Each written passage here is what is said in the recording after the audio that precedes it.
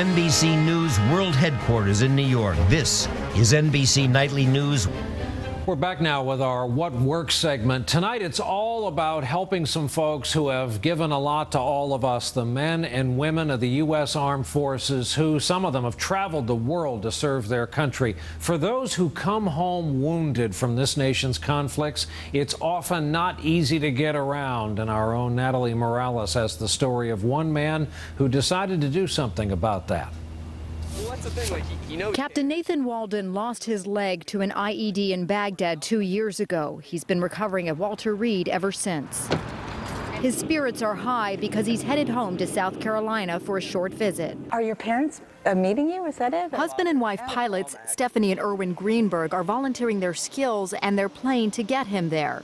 The three were brought together by Walt Fricke. Wounded in Vietnam, he spent 6 months recovering in a hospital more than 600 miles away from his family. I wasn't doing well, quite frankly, until my family gathered the resources to come and see me. Wanting to make things easier for this generation of wounded warriors, Fricke started the Veterans Airlift Command. If they buy the fuel, it's their aircraft. They're donating their time and aircraft for the purpose of the flight. Fricke now has 1,000 volunteer pilots who have flown more than 720,000 miles. You're so excited that you get to do something finally for somebody else who's really sacrificed way more than we ever can imagine. You know, which leg? I mean, a win for Captain Walden, too, able to skip the cost and time-consuming process of traveling with a prosthetic leg. You're going to have to get run through, various screenings, x-rays, bomb swipes, the whole spiel. And it's more than a matter of convenience. Some of the most severely injured would never be able to fly commercially. The Veterans Airlift Command is able to take care of some of their special needs.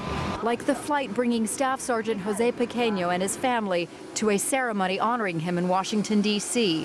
One of the most traumatically injured survivors, Pequeño lost almost half of the left side of his brain to a grenade explosion in Ramadi 3 years ago. He got the fire department to come and help get Jose in the plane. He found a way to get the wheelchair in the back of the plane. It was amazing. Pequeño's unable to speak, but his mother says she could see her son's joy as they took off. I honestly believe that at that time, my son felt a freedom that he hasn't had for about 3 years now or more. Are you ready?